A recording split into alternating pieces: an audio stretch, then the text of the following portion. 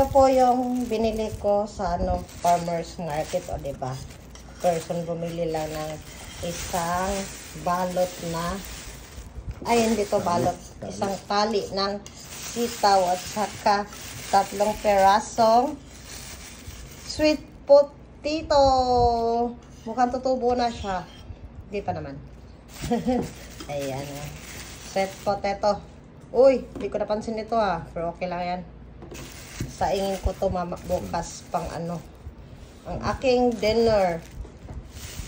At tamang-tama, meron akong salmon. Magsinigang na salmon. Ay, taba ng sitaw. Sarap nito yung adobo. Diba? Taba. Ito yung gusto kong sitaw. Ganito. Mataba. Ito lang po yung binili ko doon sa farmers market. Ganon lang. Diba? Isang gawaan, isang lutuan. Bye mga ka-person!